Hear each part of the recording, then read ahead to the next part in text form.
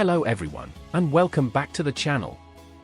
Today, we're diving into some powerful wisdom that has helped people navigate life's challenges for centuries, Stoicism. Specifically, we're exploring 3 transformative Stoic mantras that can offer guidance and strength in our own unpredictable world. Let's get started. Do you know that according to recent studies, nearly 90% of people will experience at least one major life crisis before they turn 50? That's 9 out of 10. Think about that. Tough times aren't an anomaly, they're a certainty. They don't ask for permission, they don't knock politely before entering your life. They just arrive unannounced, flipping everything upside down. You've felt it, we all have. And when you're in the middle of it, when the world feels like it's closing in, the question is always the same: how do I keep going? The ancient Stoics asked the same question centuries ago. They lived in chaotic times, surrounded by uncertainty, injustice, and suffering. Yet, instead of drowning in despair, they chose to rise above it. They developed tools, mental frameworks to help navigate life's harshest storms. These tools weren't abstract theories meant for scholars, they were practical, grounded, and deeply human. They left us mantras, simple yet profound reminders that serve as guiding lights in life's darkest moments. What makes these mantras so important is their simplicity. They don't promise to make the pain disappear, but they give us a way to face it, to endure it, and to grow from it. Whether you're reeling from a breakup, navigating career uncertainty, or grappling with profound loss, Stoic wisdom offers clarity and strength. It cuts through the noise, bringing us back to what truly matters. In this video, we'll be exploring 3 transformative Stoic mantras: Memento Mori, remember you will die; Amor Fati, love your fate; and the dichotomy of control, focus only on what you can control. Each one carries centuries of wisdom, yet their relevance in today's unpredictable world is shocking. So, let's take a closer look at these principles and uncover how they can guide us through life's inevitable storms. The Stoics didn't promise an easy life, but they offered us the tools to live it well, and perhaps even to thrive. Before we begin, please subscribe and tap the notification bell so you never miss out on more amazing videos like this. Let's get started. Memento Mori. At first glance, it might feel like a grim reminder, a phrase cloaked in shadows: remember you will die. But the truth is that it's not about despair, it's about clarity, about perspective. Marcus Aurelius, the Roman emperor and Stoic philosopher, put it best: you could leave life right now. Let that determine what you do and say and think. Death isn't the enemy, your main enemy is forgetting to live while you're still alive. We waste so much time on trivialities, consumed by fleeting frustrations and endless distractions.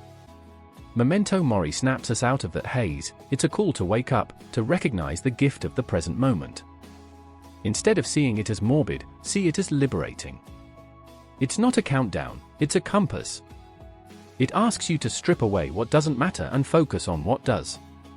If we all carried the awareness of life's fragility, imagine how much more deliberate, how much more alive we would be. Do you find yourself constantly stressed over work deadlines? We've all been there, hours lost to overthinking, chasing perfection, or worrying about things no one will remember a year from now. Memento Mori reminds us that our time is finite. Ask yourself, do I want to spend these precious hours on anxieties that don't serve me?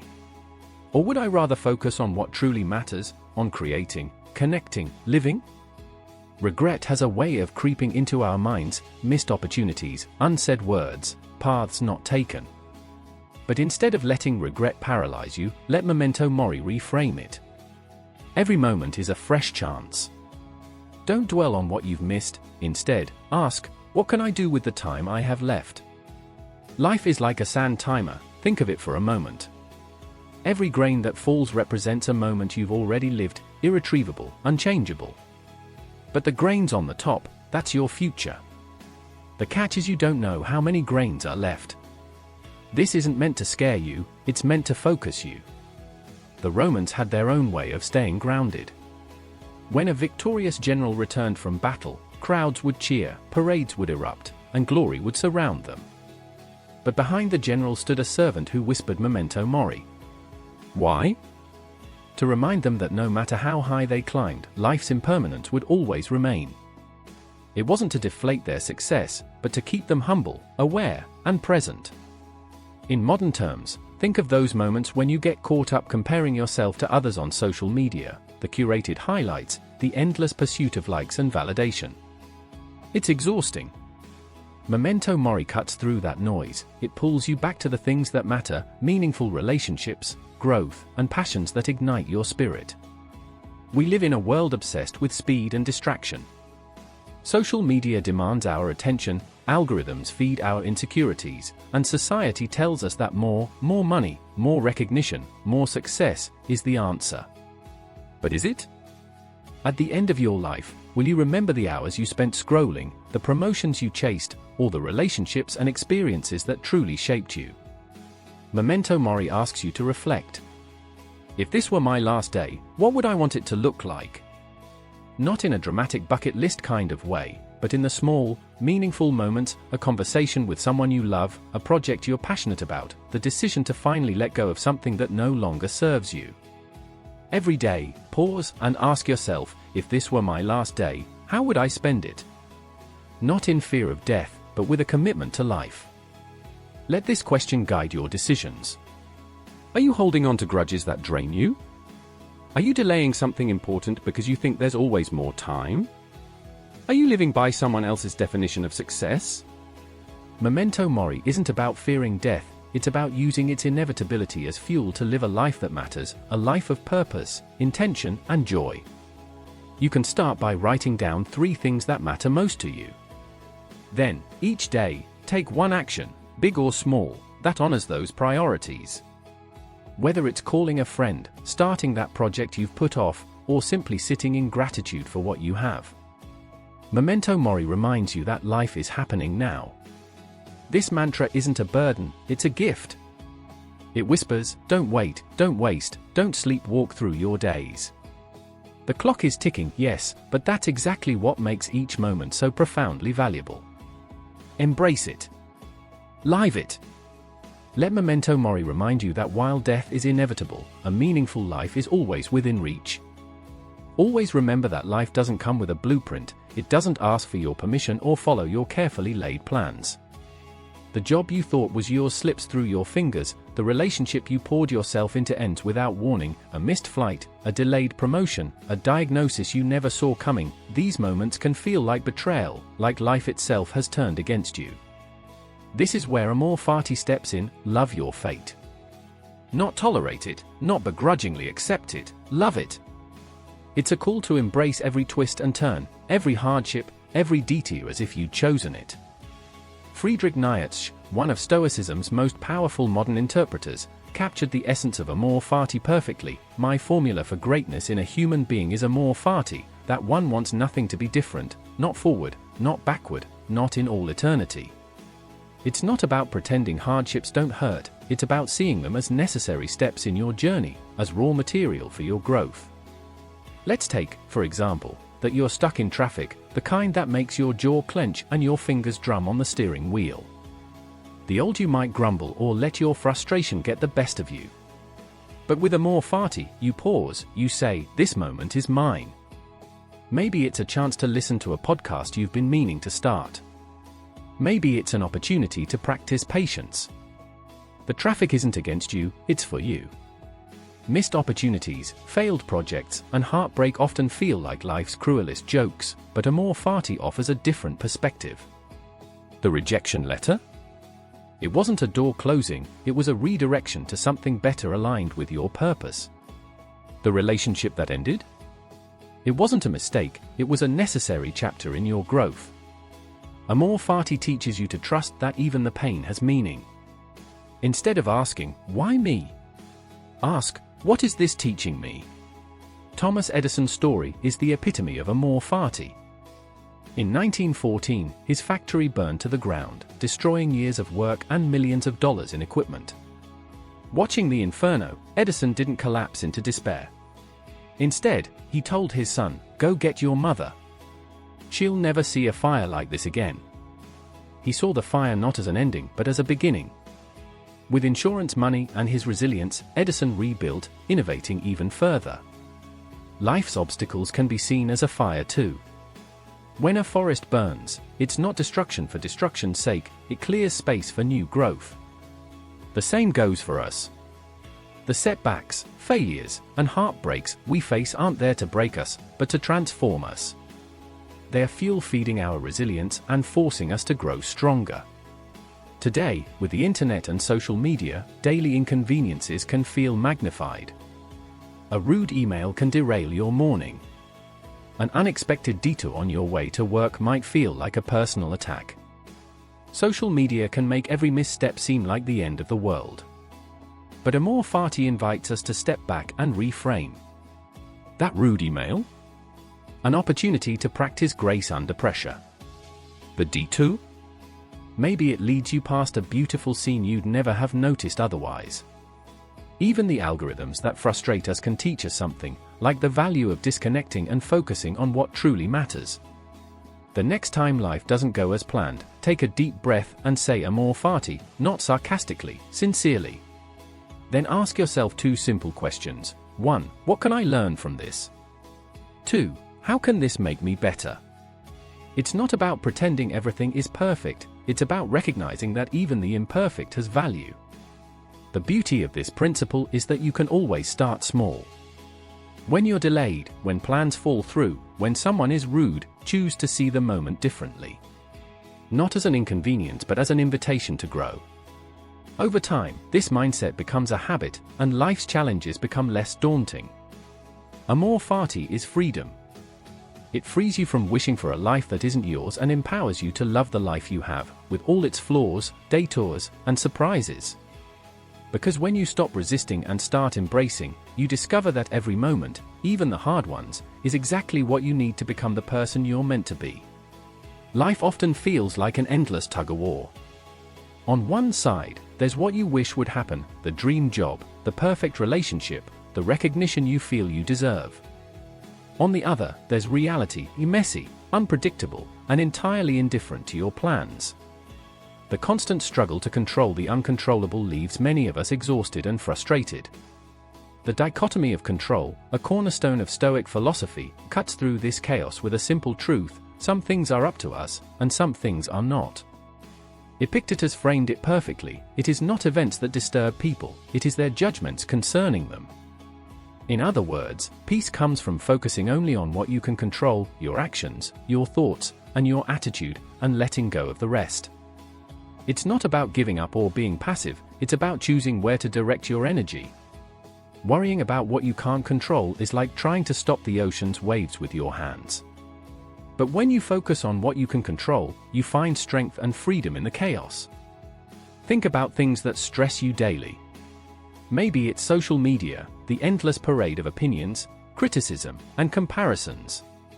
Someone leaves a hateful comment, or a post doesn't get the engagement you hoped for. You can't control how others react to your content, but you can control how much weight you give their words. Do you let a stranger's opinion ruin your day? Or do you step back, remind yourself of your worth, and move on? Take job hunting, for example. You can't control whether a hiring manager picks you, but you can control how well you prepare, how much effort you put into your application, and how you respond to rejection. The same goes for relationships. You can't force someone to love or respect you, but you can control how you treat them and how you handle disappointment. The dichotomy of control isn't just a philosophy, it's a practice. It's choosing to focus your energy on what you can influence and refusing to be dragged down by what you can't. Let's use the weather to explain it even better. You can't stop the rain, no matter how much you wish it away, but you can carry an umbrella, wear a raincoat, or even decide to dance in the downpour. Life's challenges are like the weather, inevitable, often inconvenient, but manageable when you adjust your perspective. One of the most powerful examples of the dichotomy of control comes from Admiral James Stockdale, who survived over 7 years as a prisoner of war during the Vietnam War. In his darkest moment, Stockdale focused not on the cruelty of his captors, which he couldn't change, but on his own actions and mindset. He stayed true to his values even under unimaginable pressure.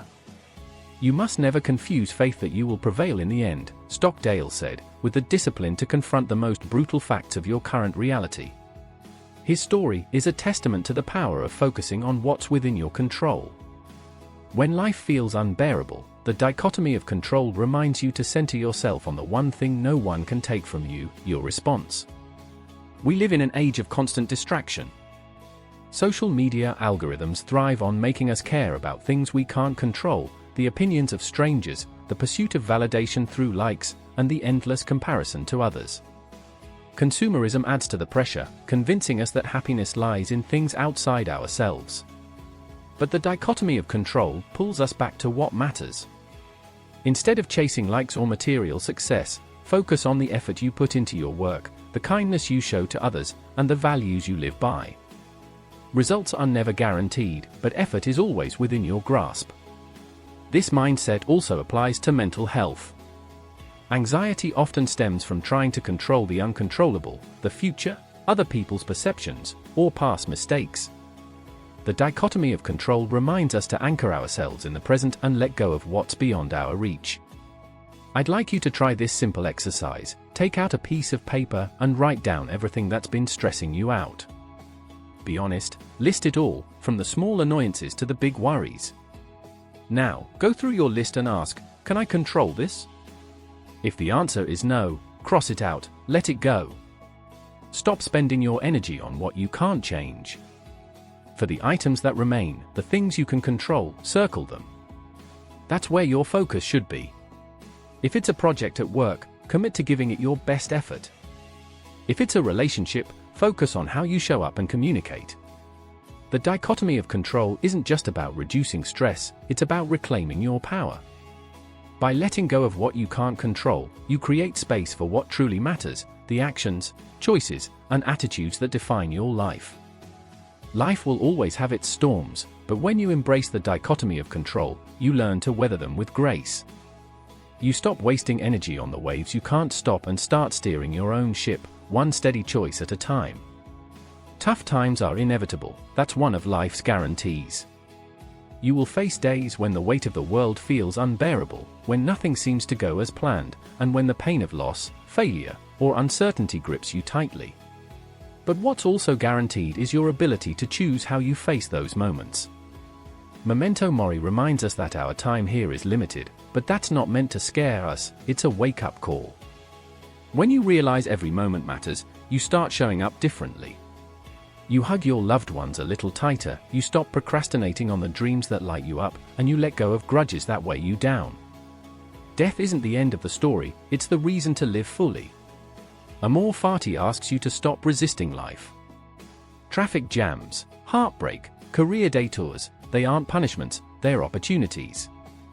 What if you approached every challenge as if you'd chosen it? What if you believed that each setback was carving you into a stronger, wiser, more resilient version of yourself? Loving your fate doesn't mean loving every moment, but it means trusting that every moment has its place in your journey. And then there's the dichotomy of control. This is where true freedom lies.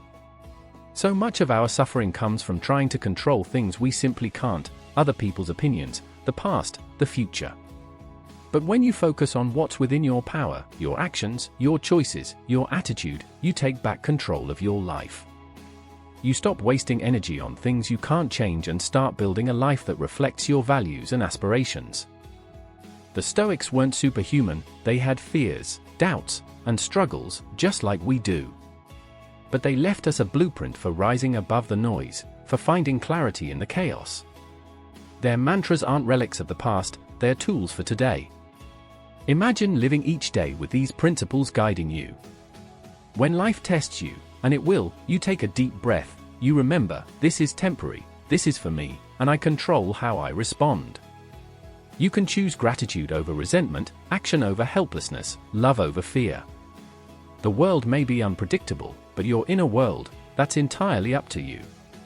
The next time you're staring down a tough moment, take a deep breath and remember, Memento Mori, Amor Fati, the dichotomy of control. These aren't just words, they're your compass, your anchor, your light in the storm. Life will always be messy, but you, with these tools, can navigate it with grace and courage. You are stronger than you think. You always have been, and with these mantras, you always will be. If this resonated with you, and you're ready to explore Stoicism even deeper, don't forget to check out our YouTube channel.